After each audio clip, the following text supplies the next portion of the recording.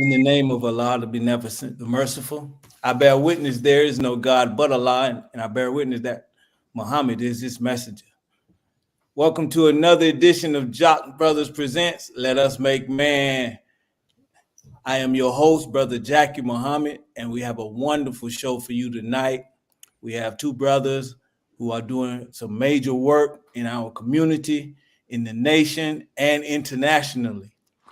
So we want to introduce our brothers to you all and get it going. If you have any questions for our brothers, please remember to send it in, Jock Nation. But before we get to our brothers, let me introduce you to another good brother. Brother from Atlanta, Georgia, a single parent who's putting that work in, raising a son. He's a go-getter. He's a businessman. He has several businesses under his belt. And our brother is putting that work in, working with the junior FOI. He is a mentor. He's my brother. He's your brother. Brother Abdul Kawi. Assalamu alaikum, sir. You are muted. You are muted, sir. You are muted. Let's get the engineer together. Let's get the engineer going. Look like we have. Okay. Wa alaikum salam, sir. And the check wheel clear. Yes, sir. Praise be to Allah. Again, thank you, brothers, for coming to the Job Brothers. For those that's listening, I know y'all recognize these brothers. They're internationally known now. Now we get a chance to put a face with their name, and I look forward to this show. I really do. And so I hope y'all enjoy what we have in store for you tonight. And also for those that support the Job Brothers on a regular basis, we thank you so much. And for new viewers to the Jock Nation, welcome, and keep coming back. Now, Jock Brothers, we receive financial donations a lot, and we thank you so much. There's really no words can express how much we appreciate how we have been supported since we've been on the air. So again, that's not words adequate enough to thank you, but just know that is much appreciated. And again, continue to support the Jock Brothers in our endeavors. Those that do not have us already set up on your YouTube, on your Facebook, please set us up. If you're on YouTube, it's spelled JAKQ. I know you think Jock is spelled another way, but no, we pronounce Jock and spell Jock JAKQ. So when you look on YouTube, put up JAKQ Brothers and you'll see us. Please subscribe to us, hit the bell so you can get our upcoming shows. Now, Jock Brothers, we don't just try to be a regular podcast to just come on and give some content. We actually try to be interactive in our communities. One of our initiatives is our prison initiative, in which we are attempting to get the Final Call newspaper to our brothers and sisters behind bars across the country. We had a little success with it because we have a lot of issues with chaplains and every state have their own rules, but we striving hard to make that a reality. And so we want you to get behind us in that endeavor, and please support that. So to get the Final Call newspaper behind bars to our brothers on a subscription, and we try to do subscriptions, they can get the Final Call newspaper for 90 days. I'm sorry, 90 days for $18. For a half a year for $30.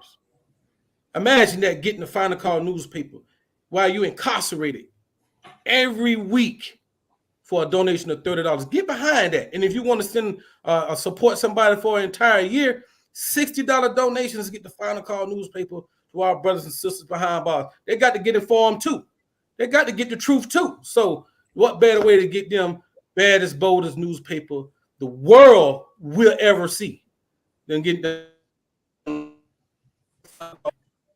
You can send your donations to the Cash App, scrolling at the bottom of the screen. It is simply $Jock Bros. $Jock Bros. Again, JAKQ BROS. That's our Cash App. Please put in the memo if you know what you want your monies to be used for. And thank you so much for getting behind this initiative. That's what I got for you, Brother Jackie. Let's go. Yes, sir. Yes, sir. All right, Jock Nation. All right. If you ever heard, if you ever heard the one of the most beautiful call to prayer that bring a community together, I would like to introduce this brother, Brother Abdul Shahid Muhammad.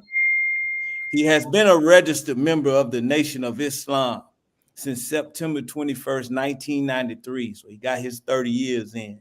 He currently serves as the student minister of Holly Spring, Mississippi Study Group 78A. He also serves as a student prison reform minister, an assignment he started at Muhammad Mosque number 55 in Memphis, Tennessee, under our next guest, student minister Abdul Mutakir Muhammad. Brother Shahid is it Muezzin? Is that correct? Muezzin, the caller to prayer on the Ummah Reflect line, which began in 2006. He is currently a host for Holly Springs Study Group 10,000 Fearless podcast, which can be heard Thursdays, 7 to 8:30 p.m. on Podbean. Brother Shahid is a native Memphian. That means that he grew up on calling MJG like I did. And 24-year veteran police officer at the rank of sergeant for the city of Memphis, the Sex Crime Special Victims Unit. Okay. He also worked 6 years for the Shelby County Sheriff's Office Jail Division for a total of 30 years in law enforcement experience. So, and also, he is a proud owner with his wife of the Urban Indulgence, a bath and body boutique that you can order, and we will send that information out. You can, okay, it's on the screen.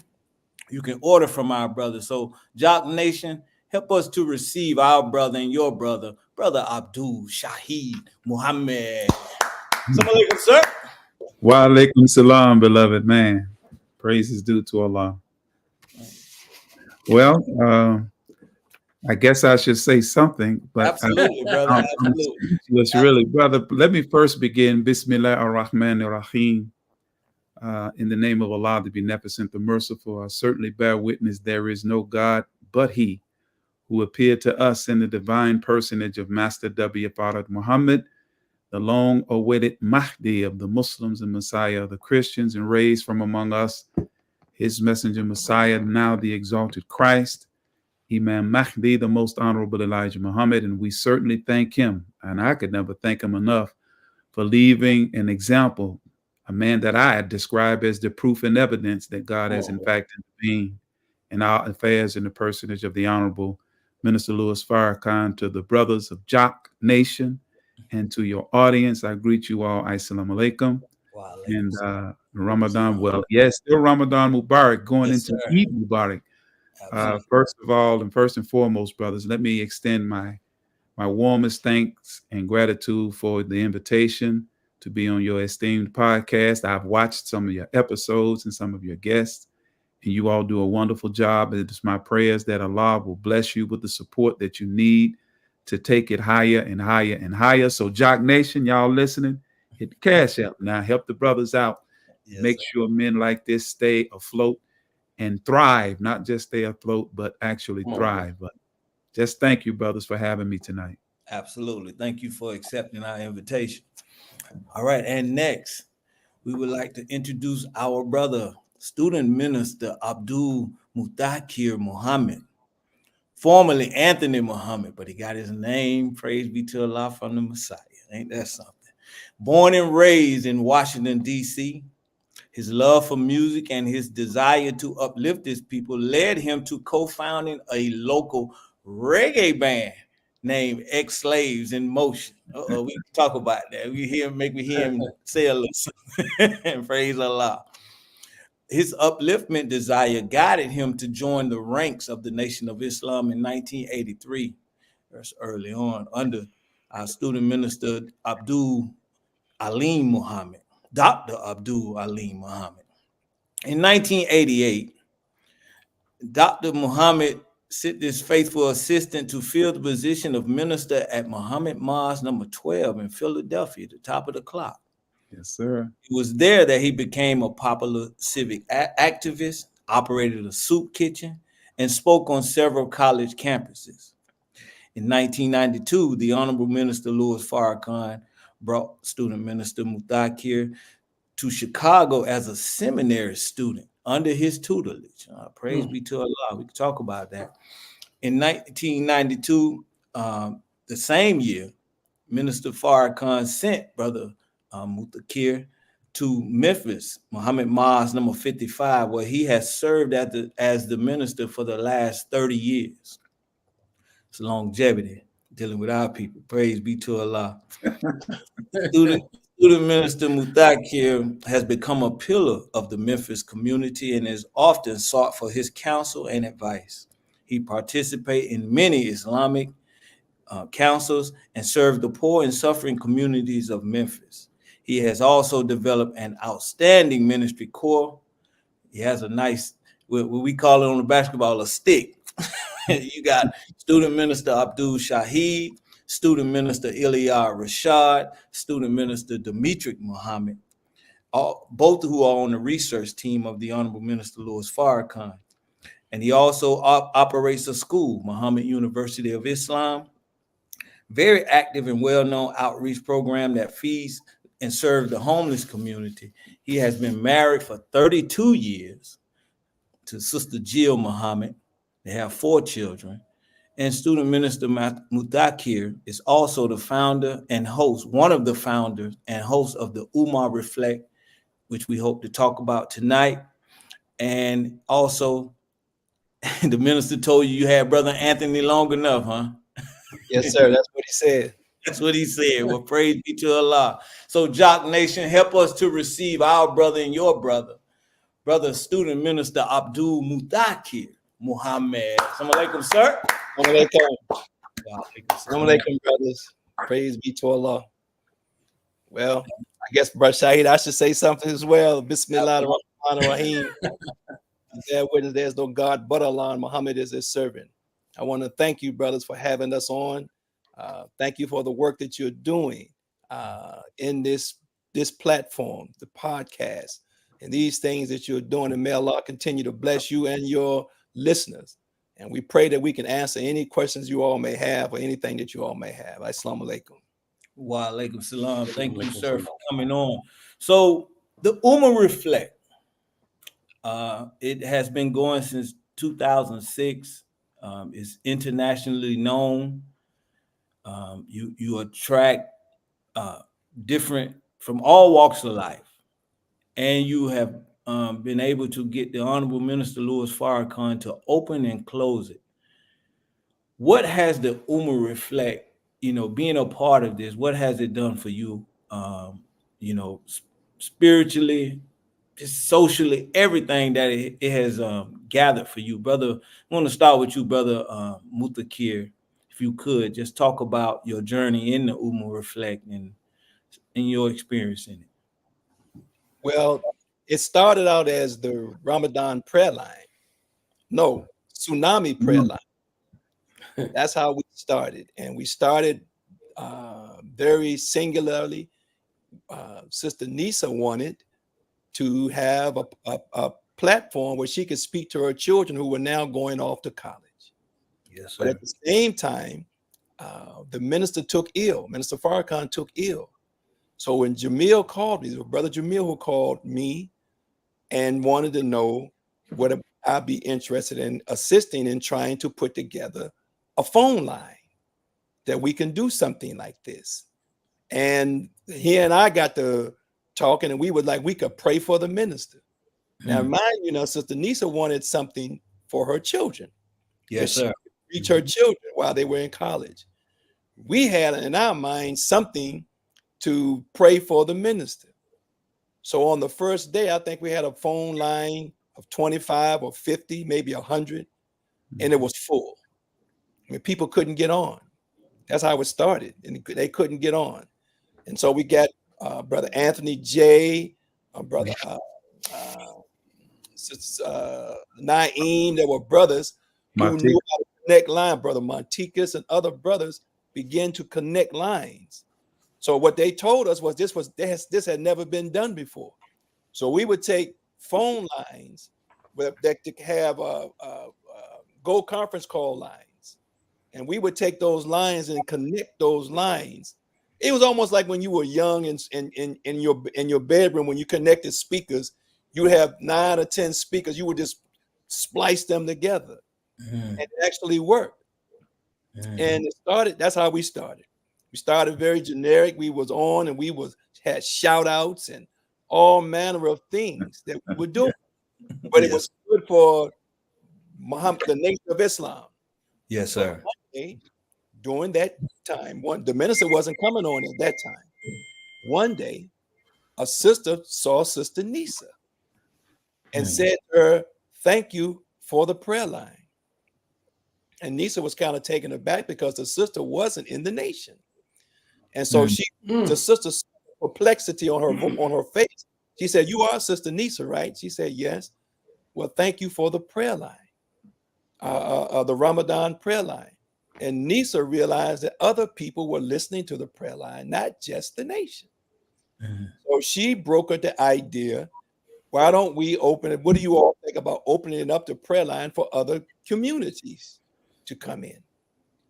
Well, everybody agreed we liked the idea, but there was a problem. Everything we did was kind of like Nation of Islam oriented. All that we did. So now, you invite somebody to your home, brother Cogwee, you got to clean up. You can't bring nobody in the house not clean. So we had to do some soul searching and things. And we had to take an honest look at how we were doing things. So, okay, we can't have the shout outs in the morning because people from other communities, they don't understand shout outs. So what are you going to do? We decided to play music. So Brother Shaheed is a musician, he has beautiful songs, and we will put those songs on, and those songs will allow people to know they are connected to the line, to the phone lines. But as we began to play the music, some of the music had too many beats and the minister kind of suggested to us, why don't you all take some of those songs out? That was his suggestion. And he was very considerate because he didn't want to hurt anyone's feelings about taking their personal music out. So that's how we ended up with Zayn Bikta and his music. It takes the beats out and it kind of just promotes Allah. That's how we took the shout outs out and we cleaned it up. And we lost a lot of people behind some of that because people love the shout outs and certain things. But when you're speaking to an international audience, there's a certain decorum that we have to establish. Yes, sir. Come on, and he would come on and open it, and he would come on and close it, and I mean, it just took off from there, brother. It just took off. Right. So I'm assuming Brother Shaheed was there from the very beginning as well. Yes, he was. He was behind those lines, connecting those lines. He was always the voice of the prayer. Shaheed said the prayer from day one. I mean, we was like, I don't know, brother. I don't know nobody say prayer like him. I don't know. I'm biased or I haven't been all over the world, but I know when I hear him hit certain notes on that prayer, when he calls that prayer, that's kind of what get my blood going and get me ready when I hear that in the morning. So praise be to Allah. Yeah, you have the job of hosting and keeping the flow going, and dealing with different speakers, dealing with different nationalities, different cultures, and it's a big job, and you do it very well. Is that on the job training, or did you have any experience before? No, sir, brother. No, sir. Look, one day I was helping on the line, and the next day I had to host the line. Yeah. That's how I got this assignment. There was a brother that was doing it before me, and at a certain point, he couldn't do it any longer. So I got the call that you have to host a line tomorrow or now. I'm on the line, and I don't know how to do it. I have a different type of cadence and those things. And so I had to learn literally to be myself, because what ended up happening is I'm trying to be the brother who was before me. I'm trying to be him. Yes, sir. And the brother before me was Jamil. So now you all know how personable Jamil is. Now I'm trying to be, I'm not Jamil. So I had to literally learn to just be me, like you all learned when you do your program, to be That's who right. you are, because that's the best way you can present yourself. And I had to learn how to just be me, not to be emotional over some people that I like. There are brothers and sisters that come on that I really enjoy. And I can't say, well, I really enjoy them, and then tomorrow the person come on and I may not enjoy that person. And oh, okay, thank you for coming on. Yeah, I just gotta learn to be even keeled and all of that. And that takes some work, brother, because some of the believers that come on and speak, man, it's so beautiful what they're saying. And Right. we come from a culture where you bear witness. You know what I mean? You stand up and say, "Go ahead, that's right, you bear witness." So now I can't do that. I have to kind of carry it a certain way and then move the program forward. So I can't make comments and certain things like that. So it's some work to do on that. Absolutely. Absolutely. I, All I right. would like, I would like for Brother Shaheed to answer the same question though. Yes, sir, beloved. Again, assalamu alaikum. Wow. As Brother Minister Muthakia stated, I was there from the beginning at the invitation of him and Brother Minister Jamil Muhammad. Of course, then I was in Memphis. I was one of his assistants, Brother Muthakia's assistants in the ministry. And I developed a desire. Well, actually, I would do it for my own personal enjoyment, and that was the Adhan. And I learned the Adhan listening at the Honorable Minister Louis Farrakhan make the call. And I was sitting on the parking lot the summer of 1993 with Brother Charles III Muhammad. And he had in the tape that power at last forever. And when the minister closed, he called that Adhan. And coming out of the Christian church, I was like, wow, they got a Lord's Prayer. Like, because I come from the church, I sang in a community choir, I recorded with the community choir. And at family functions and whatnot, I would do the Lord's Prayer. Yes, sir. Of course, the Muslims having one that attracted me. So I just started doing it at home, and I patterned it off the Honorable Minister Louis Farrakhan's call. And then, of course, I added my fingerprints on it, how I would do it. And I based it on, I didn't want it to sound like our brothers from the East. I wanted to sound like what we experience as Black people. I'll put a little sauce on it, if you will. Yes, sir. I would do it around the mosque. And I think Brother Minister Jamil had been invited to Memphis one Sunday, and they wanted to hear me do it. So, and I would always close the local mosque meetings. So I did the Al-Fatiha, and Brother Jamil's like, okay, brother, we want you to come on and open the tsunami prayer line call with prayer. And that's how we got started. And initially that was my only function, because there were other brothers who were responsible for the technical part, like Brother Martika's brother Adima out of Atlanta, Brother Anthony J, and others who were responsible for making sure the lines were connected. Okay. Then later on, I got into making sure the lines were connected when some wasn't able to do it anymore. And mind you, the prayer call starts at 5 a.m. Eastern time. So we're up at 3:15 a.m. in Memphis, making sure everything is set. And to this day, I do the same thing. And that's essentially how I got in by the invitation of Brother Minister, but the recommendation of Brother Minister Muthakir and Brother Minister Jamil agreed. And that's how I got the assignment of opening the prayer line with the Adhan and the Al-Fatiha. Man, praise be to Allah. Now, I wanted to ask you, how do you prepare yourself at 3 a.m. to hit those notes? I mean, do you have a regiment? Yes, I did at the outset. The first from 2006 till about 2013, I think, I called the prayer live every morning. But with the advent of the technology, because our prayer call was unique in the sense that it forced the developers to, how can I say, advance their technology in terms of handling these kinds of conference calls. So the new conference call HD, they had what is called a broadcaster. And me being, you see my studio behind me, I write, arrange, and record music. I got CDs out on iTunes and whatnot. That's another thing that I do. I came out of the music world to join the nation. But that's why we mix so good. Me and Brother Muthaki. He a music man. I'm a music man. So Praise Allah. yes, sir. But anyway, when the technology got a bit more sophisticated with the broadcaster, gave me the ability, well, I can pre-record the Adhan and the Al-Fatiha and upload it to the broadcaster and just press play. Because that in the mornings, brother, I'd have to get up. When I was doing it live, I had to get up at 3 o'clock because I gotta, you gotta get the phlegm out of your throat and whatnot, and sleep all night, drink water and coffee and warm it up, meal, all those kinds of things. You know what I'm saying?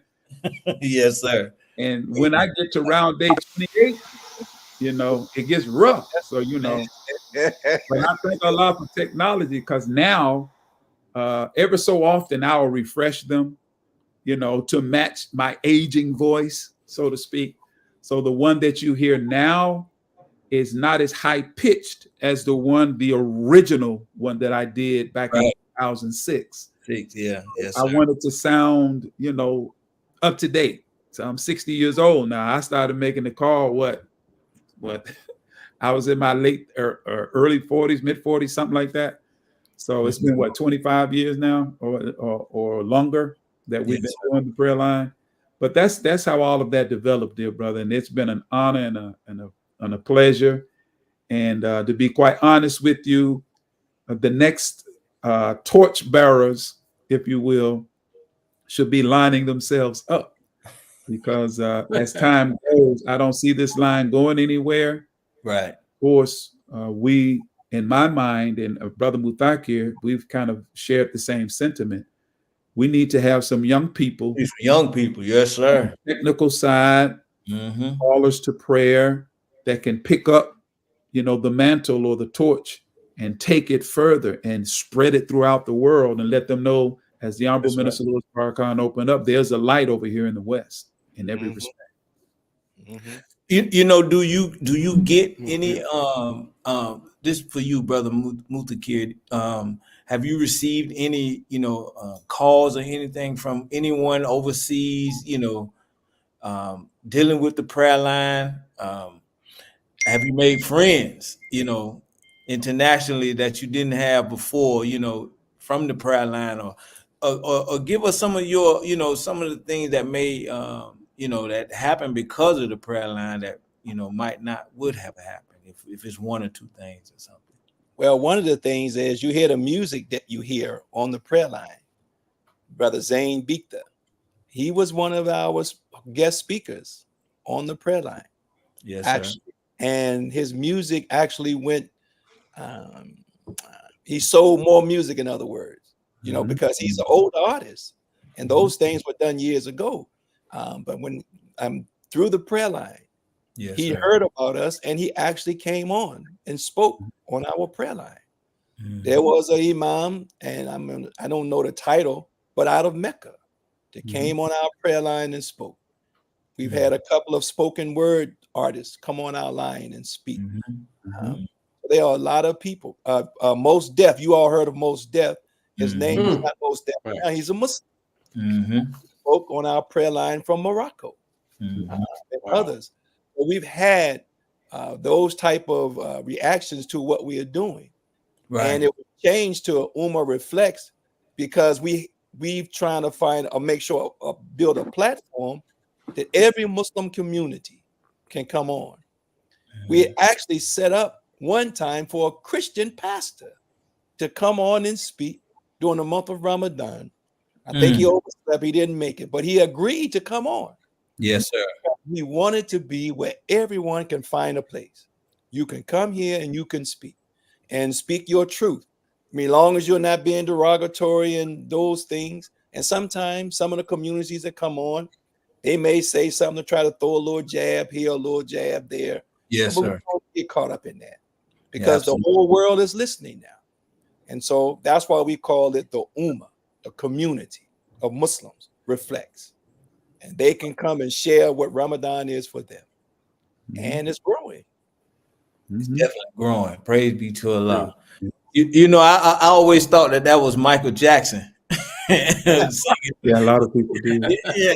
Many people started believe that, and there were Muslims who told me that. But when you went and looked up the song, that's when I found out actually who it was. And I told everybody who it was. It wasn't Michael Jackson, because they told us it was Michael Jackson. Praise be to Allah. Now, dealing with your history, reading your bio, very interesting. The minister took you under his tutelage in 1992 as a seminary student. What is a seminary student? From the Honorable Minister Louis Farrakhan. Well, I was in Philadelphia, and he called me out of Philadelphia and asked me to come to Chicago. And I came to Chicago, and I would eat dinner with him practically every day. Wow. When he toured or traveled during that time, I would be with the E team. I would travel with them, but every day. And eating dinner with the minister and talking to him is, brother, that's something. And so on the Sundays when they had the big dinners, I was invited, and I would come and eat dinner with him and listen to the talk. I brought a big notebook, brother, not a notebook, but a tablet. I'm trying to write my notes down. And I asked the minister, brother minister, am I learning? Because like you, what is this? Am I learning what you want me to learn? And he said, brother, you won't know until you leave. So he's right. I stopped writing after that, because if he said, I'm just going to internalize everything, since I'm not going to know until I'm not here, I just want to make sure I internalize everything. And so now many times when things going and situations come up, I can remember the minister said this, he said that, he said this, he said that. So that's what it was in that sense. I can tell you one of the strange things about coming to Chicago, he told me every morning to report to the Supreme Captain's office. Yes, sir. Not the minister's office, the Supreme Captain's office. Yes, sir. Some found that strange, but that's what he told me to do. And so all of that, I can see now some of the things, but that's what he told me to do. Yes, and it was good for me to report to the Supreme Captain's office, because at that time, the Supreme Captain was Abdul Sharif Muhammad, who was my captain in Washington. So I was happy to go to his office because I knew him, And so it was an experience, brother. I can tell you that. It was an experience. Now see, I was going to ask you about that, because you just spoke here and you said the same thing, but you didn't tell us why why he wanted you to report to. See, you said now you understand why. Would you mind sharing why he wanted you to report to the to Minister Abdul Sharif Muhammad? Well, I may not want to say much on that, but I will say he's one of the hardest. He was in Chicago, one of the hardest working brothers there. In Chicago, you imagine there's one rostrum and a lot of ministers in Chicago. A lot of ministers. Yeah, so that was a little challenging. So I wasn't there for that. And the minister was my minister. So he was the one doing the teaching for me. And I think he wanted me to go to work, and so it was for me personally. I can tell you it was healing for me. I was a little wounded when I got to Chicago. Well, a lot of wounded. And yes, sir.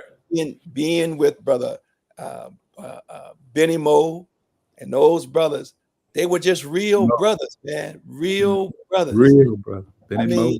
Benny Moe, man, he cuss you out, and hug you at the same time. I mean, he was that kind of, he was like the brothers, like your brothers, your uncle, your nephew, you know what I mean? Them kind of brothers, man, your cousins that would always be honest and straight with you, And so it was beautiful with him, and it was Brother Melvin at that time and others, Brother Ernest, and so Ernest and I came up. Ernest was the brother who checked me when I first came to the mosque. It was Brother Ernest.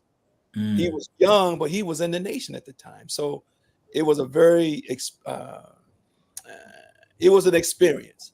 Brother Wally, Yes, sir. I think he's on the West Coast now with Brother Wally. Oh. And we stayed in an apartment together with Brother Wally. And so those things, when the minister sent me on a small tour to Indianapolis and Milwaukee and other places, and it was Brother Wally who would go with me. You know, and Wally would always put something in my ear. He still does it to this day. If I got on the phone with Brother Wally, he's not going to let me be down. He's not going to let me be discouraged. Wally going to you know. So those kind of brothers, man, you know, as a wounded man, that's what I needed, you know, more than I knew. I didn't know that's what I needed. I couldn't have told you that, but at that time, that's what I needed. And so when I left, I felt a whole lot better, you know, like I was in rehab, if you will, trying to get it right, you know. Well, Chicago is a meat grinder. That's what the minister say. It's a meat grinder, brother. I can tell you, brother, Chicago, you get cut, man. You don't even know you bleed. You know what I mean? For 4 days later, your arm fall off. You know, that's how that is. And if you don't know how to navigate that, there are people that know how to navigate that. No fault of your own or no fault of their own. You just got to know how to navigate the national headquarters. Absolutely. You know, I'm sure if you go to the White House, it's probably the same way. Or if you go to Congress and different places, it's probably the same way. And you had to learn, you know, that's a big learning curve for a lot of people. Praise be to Allah. Hey, Brother Kawi, my bad. Okay. Yes, sir. No problem. No problem. Yeah, that was good questions. Look, so you know, when the minister came, when you the first day of the Uber Reflects, you had the minister come on, and I guess one of the orders he gave was to feed the homeless in your local cities. I mean, we most certainly did that in Atlanta. I want to know, in your cities, how did that work for you? How was you received by the public? Can you share with us what went on with that in your cities? Yes, sir. We fed the homeless in Memphis, and the Whitehaven Study Group fed the homeless, and people just come from everywhere. Shai can tell you, probably in Holly Springs, the same thing. I don't understand certain things. I mean, 50,000. We fed 50,000 people this month. The Nation of Islam, 50,000. And those are the ones we know about in little places like Birmingham and Louisville and Lexington, small study groups. The Whitehaven Study Group in Memphis, they did over like 160 dinners. They fed 160 people. And the thing is, the believers got up for this all over the country. They got excited about going out, feeding our people. It's a beautiful experience. And I was really touched that the photos that you see on Facebook, all the cities, little small study groups with 3 or 4 people, 10 people, you see them out there feeding the homeless. It's a beautiful sight, brother. Beautiful sight. Yes, sir. I can say the same for Holly Springs, Mississippi. I know the sisters were averaging with of course, we're assisting them, about 50 dinners per Sunday. So not having a hard number, I was looking for the text. Sister Tammy sent it to us, our sister who is the MGT coordinator. I'm thinking probably around 300 dinners we were able to distribute. And the people received us very, very well in Holly Springs, Mississippi. And it's a small city, but the Muslims have been there since the 80s. So we are a mainstay, and the Nation of Islam is a mainstay in Holly Springs. In fact, it's one of the cities where the Honorable Minister Louis Farrakhan started. Mississippi was where he went to essentially go underground, so to speak. It was in Holly Springs, Clarksdale, Greenville, Greenwood, Mississippi. And the minister's roots are deep there. And so the people were, of course, receptive to us when we went out into the community with the dinners. Yes, sir. Beautiful. Now, that was just a warm-up question for me. I hope you can still hear me. Yes. I guess the big conversation yesterday was regarding the eclipse and its relationship to the latest scripture. I want to know, can you elaborate on what we just experienced yesterday in regards to scripture? Mm. Yes, sir. You should read chapter 75 of Quran and the resurrection, starting around verse 7. And it goes into when the moon and the sun and the moon are brought together. Mm-hmm.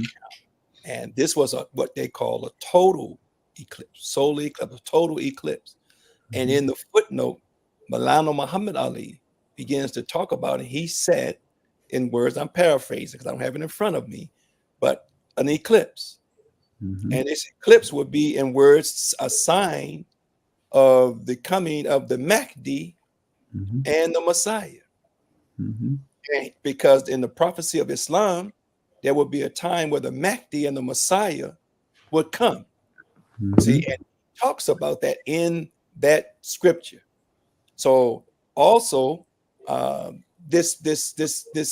was on the 8th of April, 4/8. Mhm. Then there was an earthquake on that day in New York and New Jersey, 4.8. Mm-hmm. And the lawsuit of the minister was 4.8 million. So brother, Billion. Billion. I'm telling you, it's something to this one.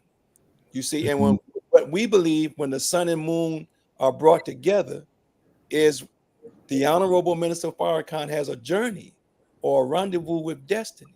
Mm-hmm. And it's telling us that we are up on that at this moment. We're coming into that. See, Mm-hmm. that this is about to happen. So we could go further if we need to, but yes, Mm-hmm. that is not a lightweight thing. And everybody that saw it, people were saying how it is. All they know is something about it. It's something Mhm. about it. I don't Yes, know sir. what. I had talked to my one of my coworkers today, and she went to Missouri with her son to see the total eclipse. Mhm. And she told me when it became totally dark, the cows sat down. She didn't Mhm. hear any bees, and she said the birds went crazy at that time. So all of the animals know this is something about this eclipse, and Yes. hopefully the minister might spread or share more. But yes, it's in the scriptures. Yes, it definitely is. If I would have, I actually have the footnote because I sent it out, and I would say go to Sunday's national broadcast Yes, yes. where Student Minister Ismail Muhammad elaborated on it. He lifted that Surah 75, Al Qiyamah, the resurrection, in verse 7, and he read the footnote. And I actually have the footnote in front of me with the scripture and the footnote. It starts at verse 7, where it says it's under the section that's entitled Truth of the Resurrection. And starting at verse 7, Bismillah ar-Rahman ar-Rahim, it says, when the sight is confused and the moon becomes dark and the sun and the moon are brought together, man will say on that day, whither to flee? No, there is no refuge. With thy Lord on that day is the place of rest. Man will that day be informed of what he sent before and what he put off. Nay, man is evidence against himself, though he put up excuses. Yeah. I would strongly suggest go and listen to Student Minister Ismail Muhammad commentary on that passage. But in the footnote, it says Maulana Muhammad Ali, he says, quote, the bringing together of the sun and the moon implies the disappearance of the light of both. Mm. So there's a light in the west, and you got reflectors of that light in the west in the student ministers of the Honorable Minister Louis Farrakhan. So take that. He says, it may be a partial disappearance, as in the case of an eclipse. Mm. In that case, the reference may be to what is stated in a report relating to the appearance of the Mahdi, in whose time the sun and the moon will both be eclipsed in the month of Ramadan. We're in that month. The name of the Messiah and Mahdi being associated with the final triumph of Islam in the world.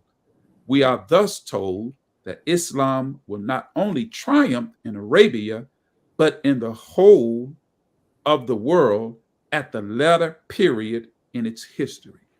So those passages and that footnote exposes a lot about what happened today.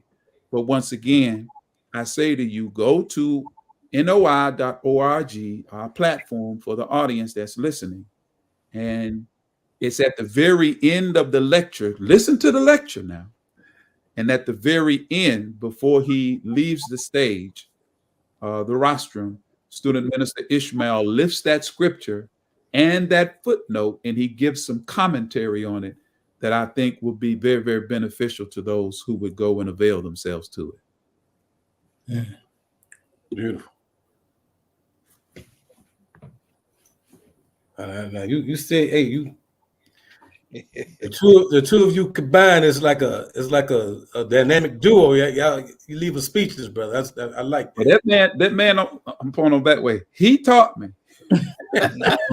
Oh, brother. Yeah, you call him the Master Fard Muhammad man, because if you was under his tutelage, you learned who Master Fard Muhammad was quickly. So I thank Allah for my student minister. I always call him my minister, and he knows that. Praise be to Allah. Looking at his bio, I mean, you have put in a lot of work, and you have given the Honorable Minister Louis Farrakhan helpers, which is a great. You have inspired helpers, which is a wonderful thing, I wanted to touch one more thing. I know we only have an hour show, so we're about to close in a minute. Brother Abdul Shahid, working in the prisons, working in the prison. Now that's been okay. Well, in law enforcement, that's 30 years of experience. But being a student reform minister, how has that journey been? Because we that's part of our culture here, Jock Nation, Jock Brothers. We getting that final call in that prison program. But talk about that prison reform and how important it is for the final call to get in there. Yes. But also how important is it for those of us who, to work in that prison, to go in and help and volunteer and give some time in the prison, because I do go to the jail. Well, I was going to the jail here in Atlanta till they kicked us out. Yeah. Praise be to Allah. Yes, sir, brother. I had the blessing of becoming a part of the prison ministry, of course, under the tutelage of student minister Mufakir. It was around 95, 96. He was visiting the local federal prison here in Memphis, FCI Memphis. And there was another one in Millington. So being new in the ministry, he said, brother, come go with me to the prison. So I went with him. And he spoke and he told me essentially, okay, brother, it's yours now. Now keep in mind, I'm very new. I was working in the jail for the Shelby County Sheriff's Office at that point. Yes, so I'm new. I wasn't quite 2 or 3 years old in the nation. So he took me with him. And he said, brother, don't get into debates. Stay on self-improvement. You teach that. Don't teach nothing else. Don't go way out over here and over there. So I followed those instructions to the T. And to this day, I still stay there. And but going into prison, brother, I learned as time went on just how essential it is, because essentially many of our brothers and sisters are languishing in prison. And brothers, because I haven't visited the sisters, but I would imagine they are having the same experience. Because, brother, some of the best of our brothers are on lockdown, because it's kind of like they are the segment or those amongst our people that don't fit into or hadn't fit into the society. And I've met some of the most brilliant men hidden away in prison houses. In fact, there's a scripture in Isaiah that speaks about our brothers and sisters being hidden away in prison houses and none want to reform them. But my experience is unique in that I got into law enforcement at the hearing the Honorable Minister Louis Farrakhan saying that we should police our own communities. Well, I was already working in the local jail. So, and I wasn't the only brother. There's a brother, Michael 2X Muhammad. He was 2X then, but he's Michael 2 Muhammad because we got more than one Michael. And we were working for the sheriff's department. And so we said, well, brother, let's apply for, to be a sheriff or police. Well, the sheriff's department didn't want no Muhammads on there in their department because they told me straight up, man, it's your name. I said, well, I ain't changing my name because when the Honorable Louis Farrakhan gave us that name, I took mine legally. That's Absolutely. I went down to Chancery Court and typed up my own documents and had it done. Me, my wife, and my daughter. But at any rate, Memphis Police Department accepted it. So I'm already working in the prison, and it was a unique experience. And at the outset, brother, there was some trepidation about letting the brothers know in the prison what I did professionally. But the thought came to me. I said, well, I want to see if Master Father Muhammad is real. Because I knew it was only a matter of time as a police officer, you're going to run across some brothers you locked up. Yes, sir. So, while teaching one night, I told the brothers what I did. And the funny thing about it, I told my wife, I said, well, honey, if something happened to me, don't put all the money in the ground now. Just put me in the box and send me on about I'm laughing, but it was really serious, because you go behind the walls, man, it ain't guaranteed you coming out of there now. Not at all. Yes, sir. You go in there playing brothers, it's not an ego stroking thing when you're teaching in prison or trying to share the teachings in prison. They come out, it ain't no whole lot of go ahead and bearing witness. So, and then when I told the brothers, of course, afterwards, maybe a few sessions later, a few visits later, I get the question, well, brother, how can you be a police officer and in the nation at the same time? Now, mind you, I'm in there, it's just me. I ain't got my gun, no badge. I got a Bible and a Quran, and I'm in a suit and a bow tie. So I just asked them, I said, well, brother, you get paroled, you come out of prison, you want to celebrate with your family, you're happy you're out, and you probably going to do what you used to do. You're going to go out, and you all may have some drinks, and say you're driving home, you get pulled over. I said, who would you rather have come up to the driver window of your car? Me? Or what we have traditionally experienced as Black people as it relates to being mistreated? Not that I would, circumvent the law, but that you will just be treated and handled and your humanity will not be disrespected. Right. And that answer, by Allah's permission, was certainly sufficient. And the brothers understood. And then I ran across some articles of the Most Honorable Elijah Muhammad about how to police our community, the Black police officer. As a matter of fact, Student Minister Demetric Muhammad developed a book based on that, how to police the Black community. So, but prison reform, dear brothers and sisters, just to wrap up answering the question, it is vitally important because ultimately those brothers are going to come out, many of them, of prison, the vast majority of them, and they will be living among us. So if we would just, and I have to go to scripture, Jesus judged nations based on their willingness to visit the prisons. Because, those came to Jesus. I can't remember the exact language in the scripture, but it says, I was in prison and you visited me not. I was hungry, you fed me not. I was naked and you clothed me not. And they asked Jesus, Lord, when were you in these conditions and words? And we did not do these things. And he said, inasmuch as you have not done it unto the least of these, my brethren, you have not done it unto me.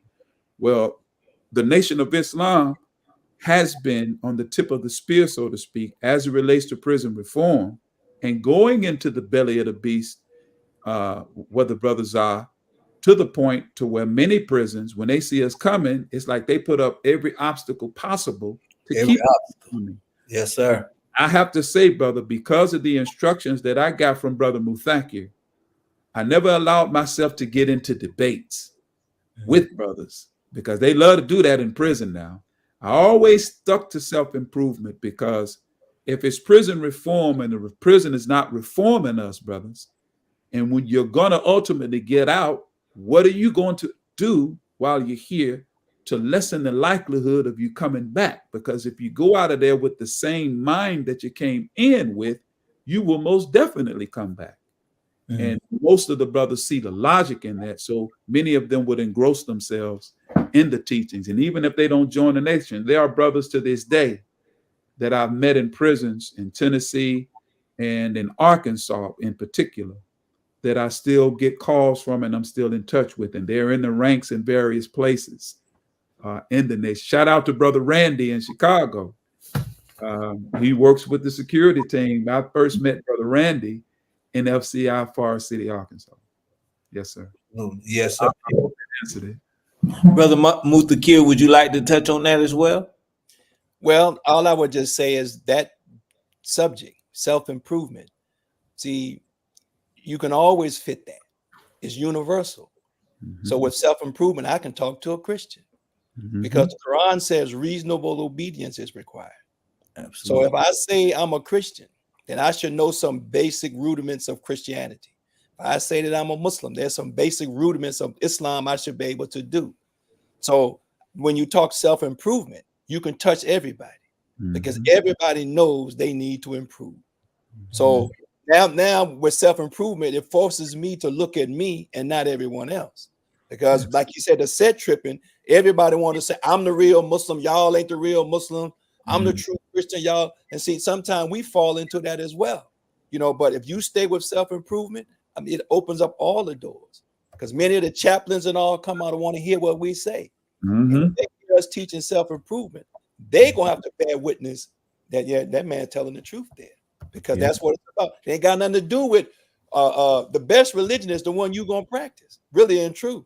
You can call it what you want, but which one you gonna practice? You can call yourself anything. But what am I seeing you do? You sitting in here.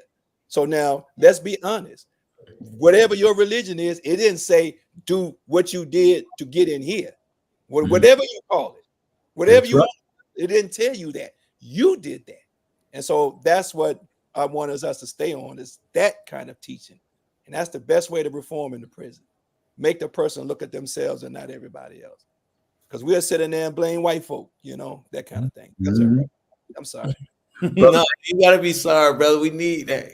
May I share something, brothers? An experience in the prison.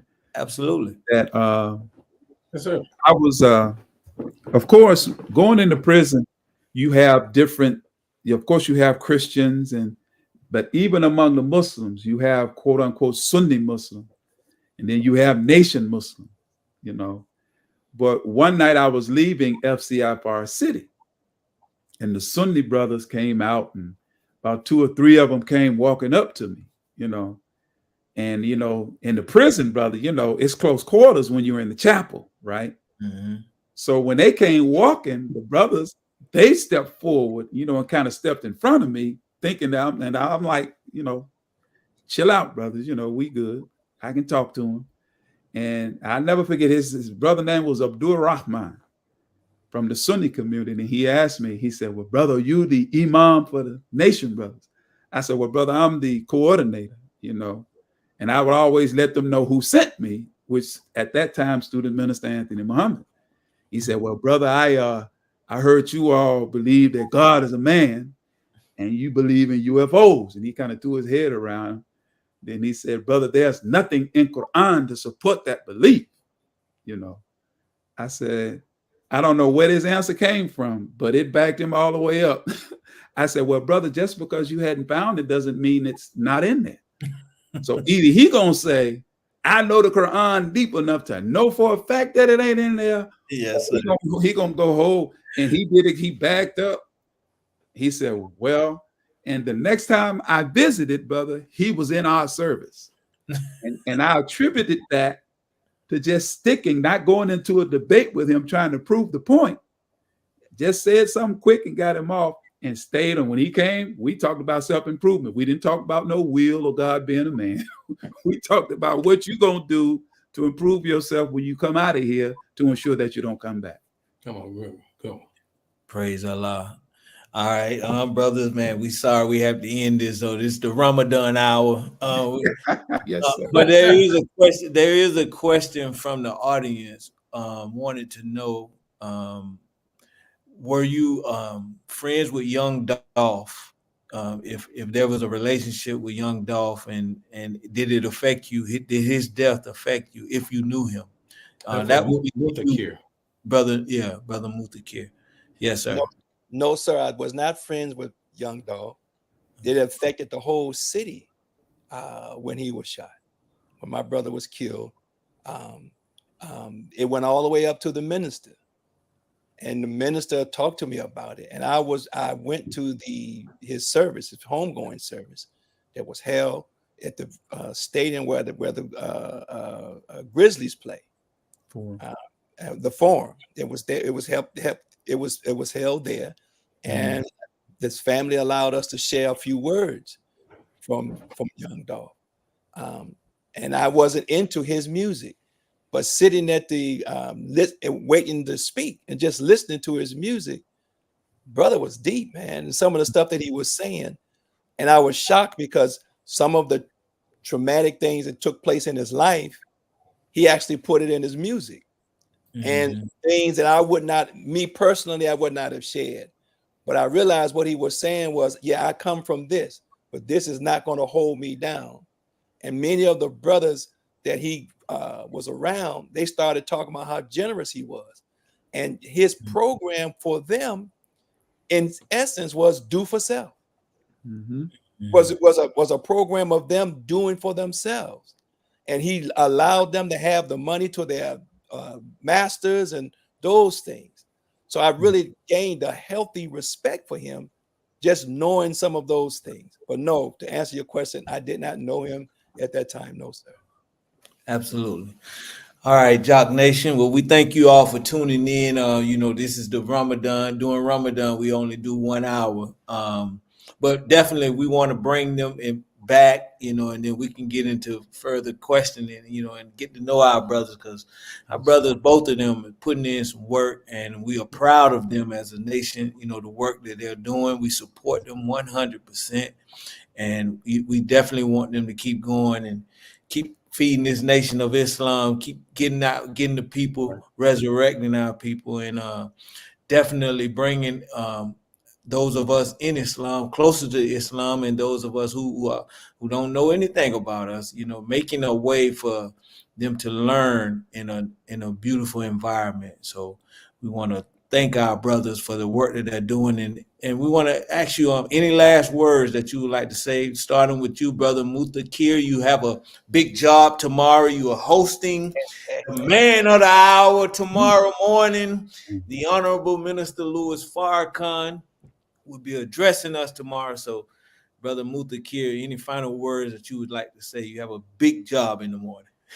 Well, two things. The first is I want to thank you, Brother Kawi and Brother Jackie, for hosting us and having us, and thank Jock Brothers for allowing us to be on this platform. And the second thing is just what you said. Please tune in tomorrow, 5 a.m. Central Time on the Umar Reflects on Podbean.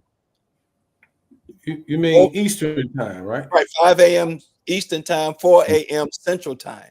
There you go. That's what I was trying to say. The Honorable Minister Louis Farrakhan will give us Eid talk, and he will close out our prayer line. And I know you don't want to miss it, so come on and get on and hear the powerful words of our beloved minister, the Honorable Minister Louis Farrakhan. And thank you again, brothers. Assalamu alaikum. Wa alaikum salam. Final words, brother Shaheed. Oh, brother, I echo that sentiment. I also want to thank you, brothers, for the invitation. Greatly appreciate it. And brother student minister Muthakir has already said the rest. Make sure you tune in tomorrow morning, dear family, 4 a.m. Central, 5 a.m. Eastern Standard Time for the Honorable Minister Louis Farrakhan. And everybody pray that technically we have no glitches. I'm pulling out all the stops. And in the event that something happens, that we will still capture his words where they can be replayed in their entirety. So inshallah, we will be successful tomorrow in making that happen. Oh, absolutely, man. It won't be a Nation of Islam event if we don't have any glitches, brother. We always have glitches. The enemy always fighting us. Come on now. But we hit back though. Praise be to Allah, brother. Brother Kawi.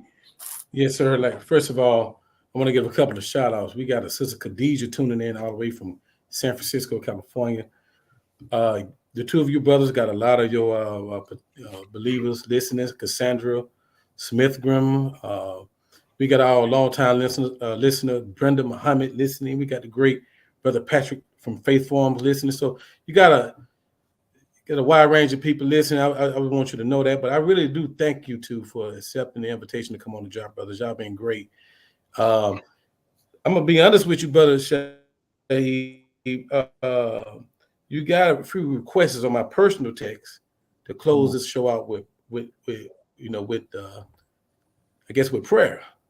Yes, sir. I don't know if you ever did it live before, but that'll be something that happened for the first time on the job, brothers.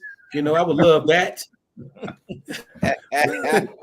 Well, brother, hey, I'd have to do it every morning. I'll give you what I give the Ummah, the community, each morning when we close with Al-Fatiha.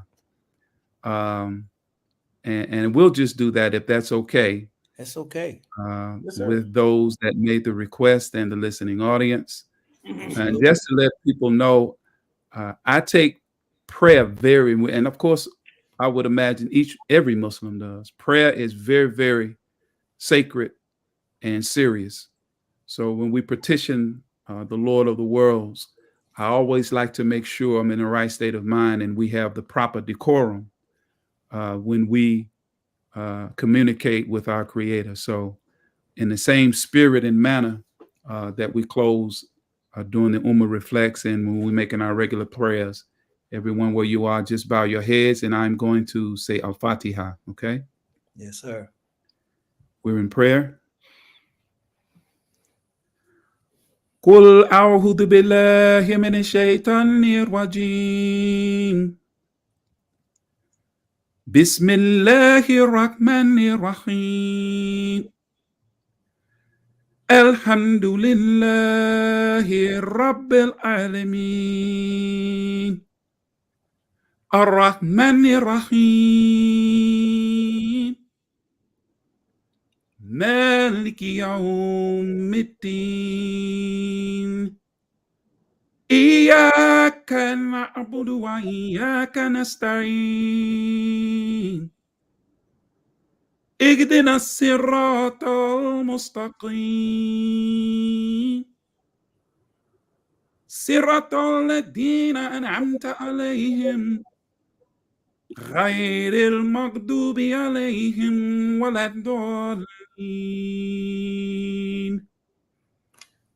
قل هو الله أحد الله الصمد لم يلد ولم يولد ولم يكن له كفوا أحد. آمين. Amen. Wow, beautiful. Praise Well, Jock Nation, you heard it right here. May Allah continue to bless you all. Ramadan Mubarak. Assalamu alaikum. Wa alaikum salam.